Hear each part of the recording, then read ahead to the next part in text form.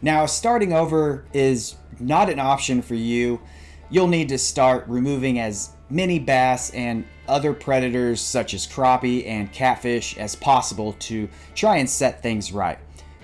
You want to reduce the competition. You'll need to make enough room in your pond to support a stocking of bass with new genetics.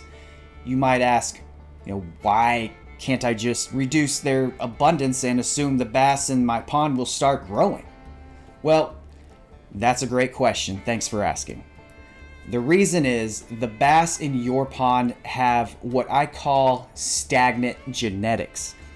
What I mean by this is, evolution happens at a rapid rate in a small, closed ecosystem, aka your pond. After years or decades of the bass population being stunted, evolution selects the survivors, not necessarily the growers. Do you see where I'm going with this? So, even if you remove all but a handful of bass, those individuals don't possess the epigenetic makeup to grow to larger sizes. Their offspring might, but probably not. You'd most likely have to wait 3 to 4 generations to start seeing evolution unfold larger and faster growing expressed genetics. Who has the time for that? That's why bringing in fresh genetics and new genetics is crucial if you want to see results sooner rather than later. Okay, you're committed to fixing this without pulling the plug. Here's the battle plan, but be warned, fixing the genetics is only half the battle. If you don't want to go down the restart path, this is what I tell people. To give people a goal to aim for, I tell them to remove 30 bass per acre before doing anything else. Once that quota is reached, I'll tell people, good job. Now, keep taking more out while I put it in order for your baitfish. The biggest hurdle in these situations is getting your bass population under control. The next steps will foster the growth of your new largemouth bass. Get your water quality right. Make sure the alkalinity is 50 parts per million or higher. Alkalinity is the buffering capacity of water to minimize, pH swings. Photosynthetic activity causes CO2 levels to fluctuate throughout the day and night. During the day, plants and algae produce oxygen, which reduces CO2 levels. At night, they respire and the CO2 levels rise, and CO2 reacts with water forming carbonic acid, which decreases the pH. The daily pH fluctuations can be stressful to fish.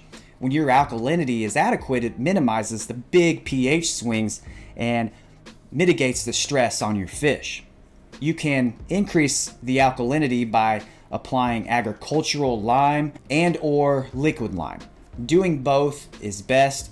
Liquid lime will work faster, while the ag lime, if spread out along the shoreline and above the inlet to your pond, will have a longer lasting effect. If your pond has constant algae blooms or extremely dense stands of aquatic vegetation, you need to reduce the phosphorus concentration with nutrient binding agents. Phosphorus is the main ingredient or element that drives plant and algae growth in a pond. By reducing the phosphorus concentration, you're reducing the amount of growth that can occur. There are a few really great products that are simple and easy to apply. I've included an Amazon link for some of these products in the description for you to check out. As an Amazon associate, I will get a small commission. If you see the link in the description of this video and make a purchase, it doesn't cost you any more, so I would greatly appreciate it. I will only include products that I've used and had success with, so if you use as directed on the label, they will have a positive effect on your pond. The next one is increase the dissolved oxygen by installing an aeration system. If your pond is relatively shallow, install surface aerators. If your pond is deep, install bottom diffused aeration. The ultimate method to increase oxygen levels and boost the carrying capacity of your pond is to install both bottom diffused and surface aeration, but only if your pond is deep enough for bottom diffused aeration. If 10 to 20% of your pond is deeper than 8 to 10 feet, that would, qualify your pond for bottom diffused aeration. If your pond only has a small 8-foot hole and the rest is shallower, I'd stick with surface aeration. The chemistry is fixed, but the house is still empty. You need to build a city for your fish to live in. A very important but often overlooked step is get your habitat right. Make sure to have at least 20% of the littoral area covered in some type of habitat that isn't aquatic vegetation. The littoral area is the shoreline adjacent shallow areas, usually 6 feet and less. And the reason I say that aquatic vegetation doesn't count is because it is temporary or seasonal. You want habitat even in the middle of the winter. Now, I'm not saying aquatic vegetation is a bad thing. Just don't assume that the vegetation will provide enough habitat year-round. Diversity is key. I'm always getting the question, what type of habitat should I install, natural or artificial? The answer is both. Habitat diversity will support all types of organisms, from microbes to small macroinvertebrates to small bluegill to large adult bass. If I had to pick what type of natural habitat is best, I'd say hands down the eastern red cedar tree. The twigs and leaves are tightly woven and extremely dense, with a lot of surface area for beneficial microbes to cling to. There's a ton of interstitial spaces for small baitfish to hide. A quick tip for those wanting to sink some cedars: to maximize the longevity of your cedar tree, sink it in your pond the same day that you cut it down. If left on land for a couple days or more, the high density leaves and twigs will fall off and become useless. Also, when they're freshly cut, it takes less weight to get them to sink. For artificial habitat, the closest one that resembles a cedar tree is the ugly tree. And yes, they are ugly, but you know the saying, one man's trash is a fish's treasure. I think that's how the saying goes. But for real, the adaptability of the ugly trees are incredible. You can place them in deep water or break them into smaller pieces for shallower placement. You can fluff out every single limb for excellent high density habitat, or leave them unfluffed for bass hangouts and ambush points. I like to fluff 3 ugly trees and put them tightly together and surround those 3 with 5 unfluffed trees. This provides high density habitat for bluegill in the middle and amazing ambush points for the bass surrounding those middle 3. You've built the perfect home, but is the fridge full? This is where most pond owners fail. They starve their investment before it even has a chance to grow. Getting your baitfish abundance and size distribution right is crucial. This is where your netting data comes into play. Odds are the high abundance of bass left you with just a handful of large adult bluegill and no fathead minnows or golden shiners. If you're planning on stocking advanced intermediate largemouth bass, which are normally between 6 and 10 inches long, you'll want to stock the appropriate sized baitfish. Stock 1 to 3 inch bluegill at a rate of 1,000 to 2,000 per acre. If you don't have any red ear sunfish, stock 3 to 5 inchers at a rate of 250 per acre. Stock golden shiners at a rate of 20 pounds per acre. For fathead minnows, stock them the same day, just right before stocking your new bass at a rate of 20 pounds per acre. This is a little trick I use to reduce the chances of your new bass becoming expensive meals for your existing bass. The fatheads are essentially a decoy, and the goal is to satiate the bass and any other predators in your pond so they're not hungry when you stock your new bass. The table is set, the water is perfect. Now finally it's time to bring in the new blood. But don't just grab any fish you can. Quality matters. Alright, back to stocking largemouth bass. After you get your water quality right, your habitat right, and your bait fish right, you're ready to stock some new largemouth bass genetics. Get them from a reputable hatchery, not your neighbor's cousin's pond. Use the lower range if your pond still has a bunch of bass. Use the higher range if you think you culled the heck out of them.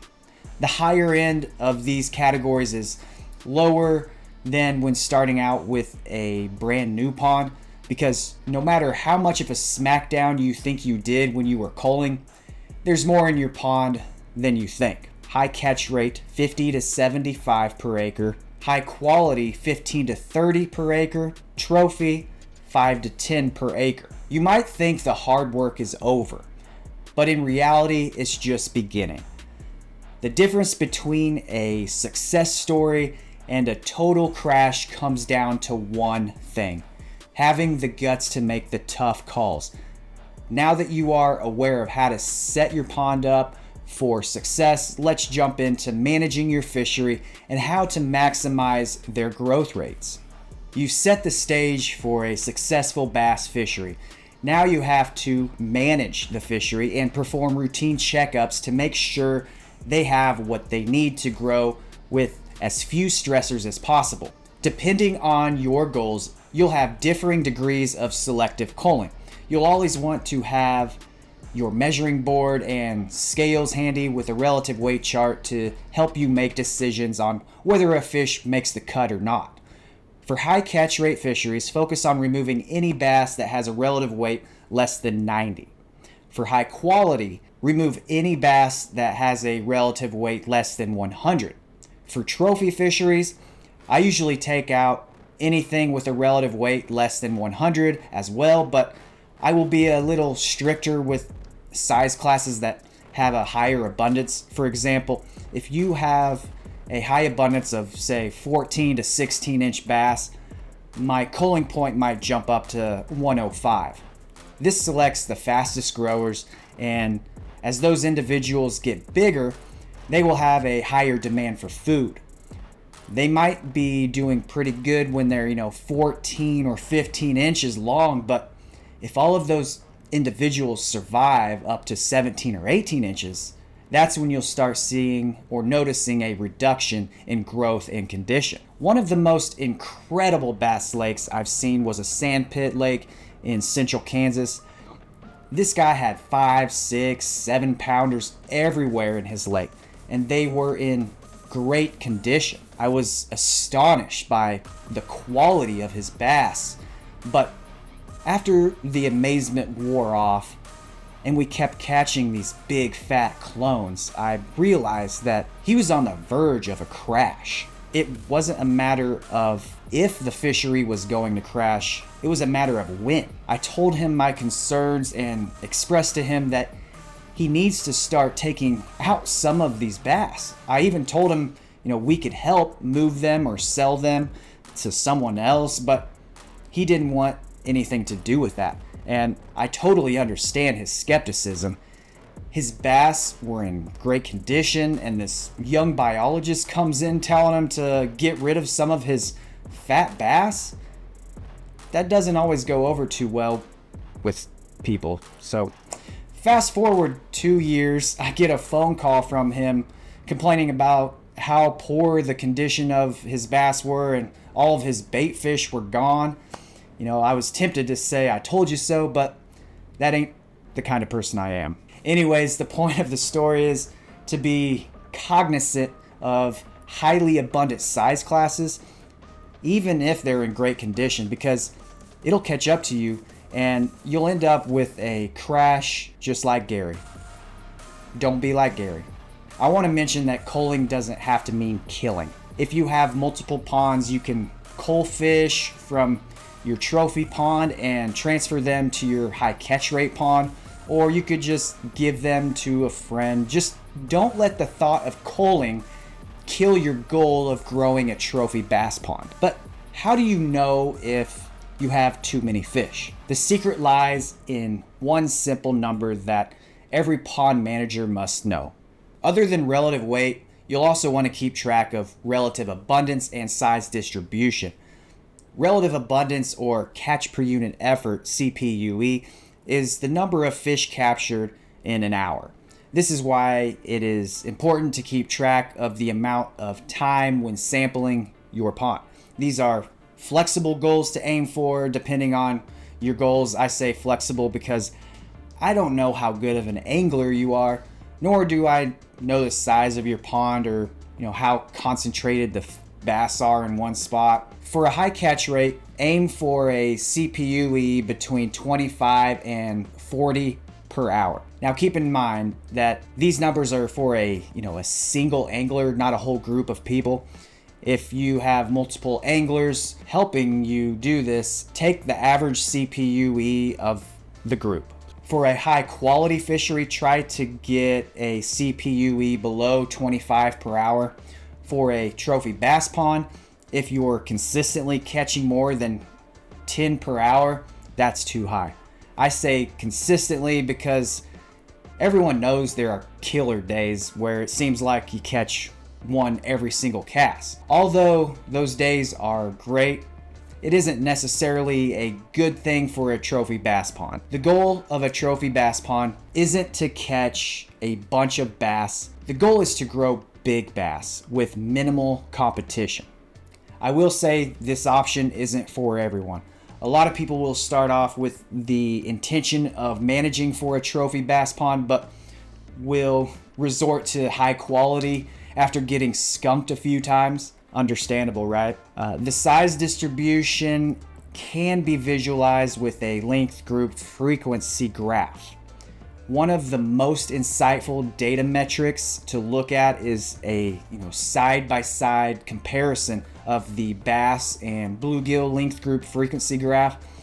You can easily see how the size distribution of the bass population affects the size distribution of the bluegill population. Let's take a look at an example. So on the left, we have the largemouth bass length group frequency graph, and on the right, we have the bluegill length group frequency graph.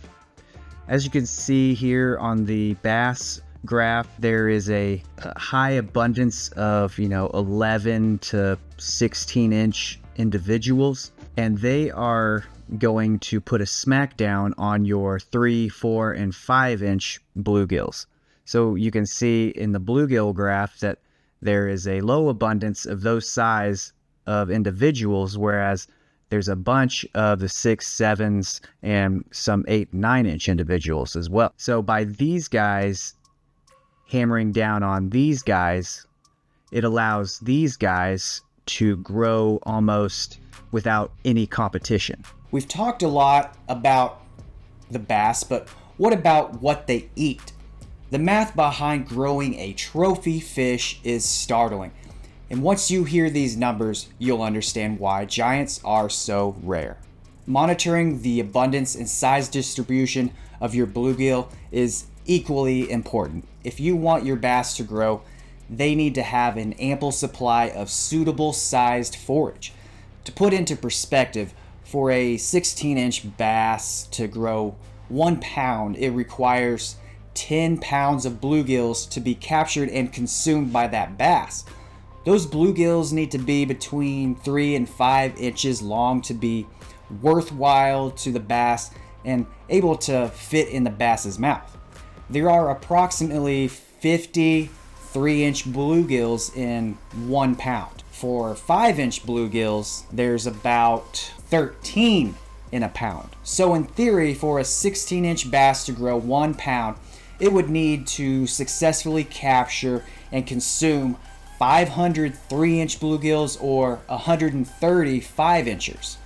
So what does all of this mean? If the CPU of your largemouth bass population is 10 per hour, the target CPU for bluegill should be 100 per hour. If your bass CPUE is 50 per hour and you want them to grow 1 pound, your bluegill CPUE should be 500 per hour. The latter scenario seems like quite a stretch, right? Well, it is possible, and let me tell you how. If you have a largemouth bass population with a CPU of 50 per hour, you have two choices. 1, thin out your bass. 2, turn your pond into the ultimate fish factory that has the carrying capacity to support a high density of forage. I like this option better. There is a lot to cover about this topic and too much to add to this episode, so stay tuned and subscribe if you want to learn about how to build the ultimate fish factory coming up in the next episode. But before you go, if you have a pond, you more than likely have pondweed problems. I've started a pondweed problems playlist that covers control methods of different species of pond pests. Click on the list up there. Now remember, you don't need a PhD or a master's degree to master the science of pondology. It's your pond, so don't let anyone tell you what you can and can't do with it. You can create your dream pond. You can be your own biologist.